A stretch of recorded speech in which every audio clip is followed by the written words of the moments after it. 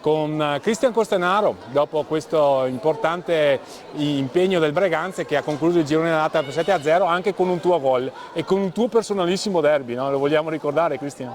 Sì, è stato sicuramente un derby molto importante per me perché andavo contro a mio fratello che alla fine ho preso la passione dell'hockey grazie a lui e per me era molto importante fare questa partita bene e scontrarmi con mio fratello, essere degno di scontrarmi con mio fratello Silvio.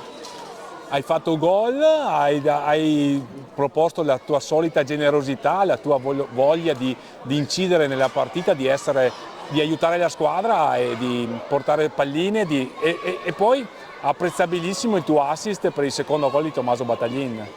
Sì, sicuramente è stato un buon assist, però Tommaso è riuscito a schiacciarla bene in rete e ha fatto anche lui un grande gesto tecnico e siamo riusciti a trovarci veramente bene oggi, come passaggio, come assist.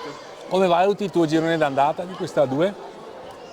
Come girone d'andata potevamo sicuramente far meglio perché ne abbiamo parlato anche col mister e anche fra di noi, che siamo molto altalenanti, riusciamo a fare magari una o due partite fatte bene, poi rischiamo di farne una o anche due proprio malissimo, quindi dobbiamo riuscire a essere più continuativi.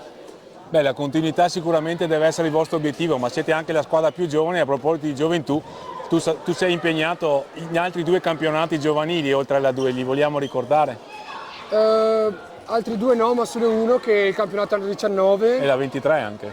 E anche la 23 è vero che mi ero scordato perché effettivamente facevo poche partite, ma sì, sono impegnato in altri 2 campionati, che è quelli molto importanti. Sì, anche perché ci sono le finali qui a Breganze a metà giugno, no? Sì, avrò le finali under 19 a Follonica ai primi di giugno e invece a metà giugno ce li giochiamo in casa, le finali under 23 molto importanti. E per prepararti al meglio giochi in A2 con ottimo profitto, Per vero? prepararmi al meglio, sì, sicuramente gioco in A2 ad alti livelli e mi piace così.